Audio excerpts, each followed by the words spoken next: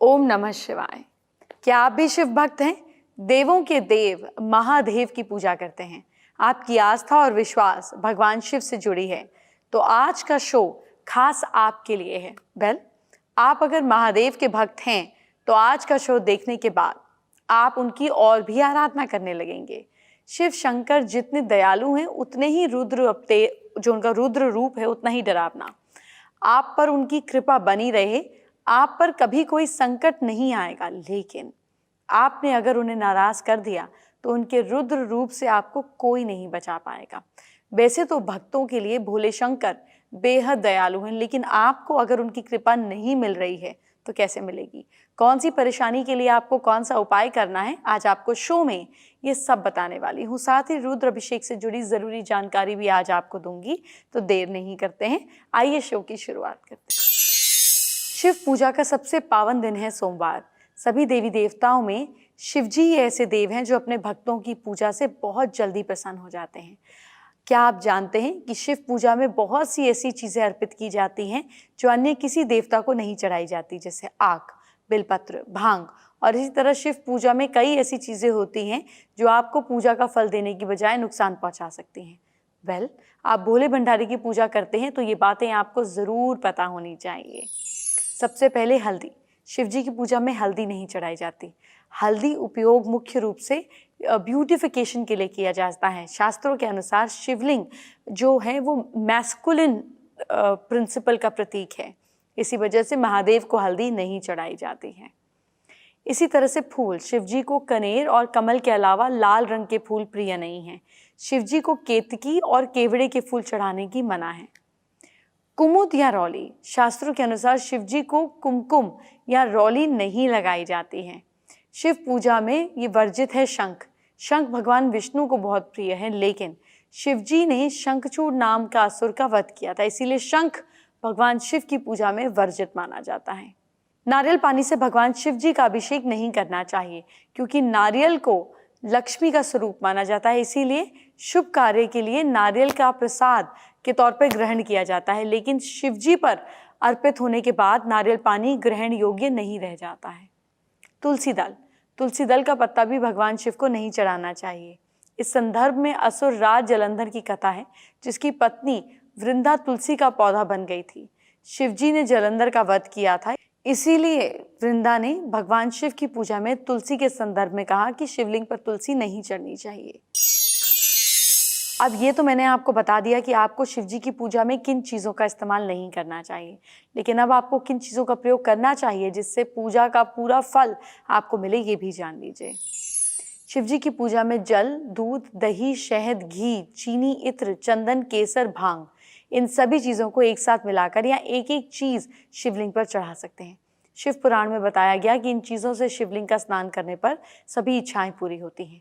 मैंने आपको ये तो बता दिया कि आपको भगवान शिव की पूजा में किन चीज़ों का इस्तेमाल करना चाहिए, लेकिन इन चीज़ों से जब आप भगवान शिव की पूजा करते हैं तो आपको उनसे क्या रिजल्ट मिलता है, यानी कि आपकी कौन सी मनोकामना पूरी हो जाती है, ये भी आपको बताना ज़रूरी है। मंत्रों के उच्चारण करते हुए शिवजी पर जल चढ़ाने से हमारा स्वभाव शांत होता है, आचरण लविंग होता है। भगवान शिव को शहद चढ़ाने से हमारी वाणी में मिठास आती है। शिवलिंग पर दूध अर्पित करने से उत्तम स्वास्थ्य मिलता है। दही चढ़ाने से हमारा स्वभाव गंभीर होता है।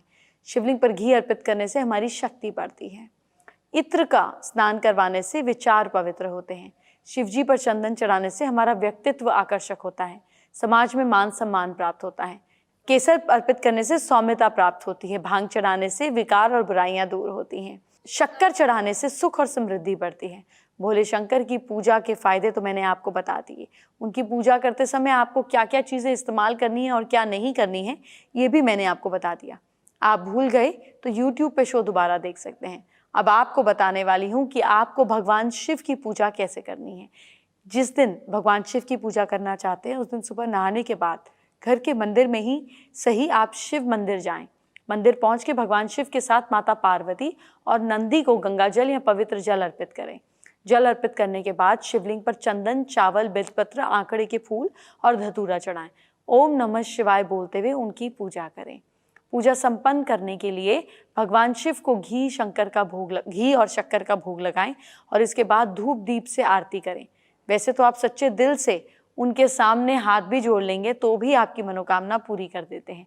लेकिन अगर आप पूजा करना चाहते हैं तो इसी तरह की पूजा करें जैसे कि मैंने आपको बताया। अब मैं आपको महादेव को प्रसन्न करने का रामबाण उपाय बता रही हूँ। ये उपाय रुद्र अभिषेक ज्योतिष की जानकारियों की माने तो सही समय पर रुद्र अभिषेक कराने से आप शिव जी से मनचाहा वरदान पा सकते हैं। कहते हैं ना कि रुद्र अभिषेक से शिव जी को प्रसन्न करके आप असंभव को भी संभव कर सकते हैं, शक्ति पा सकते हैं। कैसे, आइए आपको बताती हूँ। रुद्र भगवान शिव जी का ही प्रचंड रूप है। शिव जी की कृपा से सारे ग्रह बाधाओं, सारी समस्याओं का नाश होता है। शिवलिंग पर मंत्रों के साथ शिव विशेष चीजें अर्पित की जाती है जिसे रुद्र अभिषेक कहा जाता है। रुद्र अभिषेक में शुक्ल यजुर्वेद के रुद्राष्टहाई के मंत्रों का पाठ करते हैं। सावन में रुद्र अभिषेक करना सबसे ज्यादा शुभ होता है। रुद्र अभिषेक करने से मनोकामनाएं जल्दी पूरी होती हैं। रुद्र अभिषेक कोई भी कष्ट या ग्रहों की पीड़ा को दूर करने से सबसे ज्यादा अच्छा उपाय है। क्या आप जानते हैं कौन से शिवलिंग पर आपको रुद्र अभिषेक करना चाहिए? अलग अलग शिवलिंग और स्थानों पर रुद्र अभिषेक करने का अलग अलग रिजल्ट मिलता है। मंदिर के शिवलिंग पर रुद्र अभिषेक करना बहुत ही उत्तम होता है। इसके अलावा घर में स्थापित शिवलिंग पर भी आप अभिषेक कर सकते हैं। रुद्र अभिषेक घर के ज्यादा मंदिर मतलब घर से ज्यादा मंदिर में, नदी तट पर और सबसे ज्यादा पर्वतों पे फलदायी होता है। अगर शिवलिंग ना हो तो अंगूठे को भी शिवलिंग मानकर उसका रुद्र अभिषेक कर सकते हैं। रुद्र अभिषेक कहाँ करना है, कैसे करना है, ये तो मैंने आपको बता दिया, लेकिन इससे क्या करें? मतलब आपने कुछ नोटिस किया कि कुछ लोग गंगा जल से करते हैं। किस चीज से करें? तो कुछ लोग दूध से करते हैं, कुछ लोग दही से, कुछ लोग देसी घी से रुद्राभिषेक करते हैं। लेकिन आपको किससे क्या फायदा होगा ये भी तो पता करना जरूरी है। तो जानिए, अलग अलग वस्तुओं से अभिषेक करने से फल भी अलग अलग ही होता है। तो किस मनोकामना के लिए आपको किससे अभिषेक करना चाहिए, नोट कीजिए। घी की धारा से अभिषेक करने से वंश बढ़ता है। गन्ने के रस से अभिषेक करने पर आपकी कुंडली के जो बैड कॉम्बिनेशंस हैं वो खत्म होते हैं, वो कॉम्बिनेशंस, वो बैड इफेक्ट्स खत्म होते हैं और मनोकामनाएं पूरी होती हैं। शक्कर मिले हुए दूध से अभिषेक करने से इंसान विद्वान होता है। शहद से अभिषेक करने से पुरानी बीमारियां नष्ट होती हैं। गाय के दूध से अभिषेक करने से आरोग्य मिलता है। शक्कर मिले जल से अभिषेक करने से संतान प्राप्ति सरल हो जाती है। भस्म से अभिषेक करने से इंसान को मुक्ति और मोक्ष की प्राप्ति होती है। कुछ विशेष परिस्थितियों में तेल से भी शिव जी का अभिषेक होता है। शिव कृपा से आपकी सभी मनोकामनाएं जरूर पूरी होती हैं। बस आपके मन में जैसी कामना हो वैसा ही रुद्र अभिषेक कराइए। अपने जीवन को शुभ और मंगलमय बनाइए।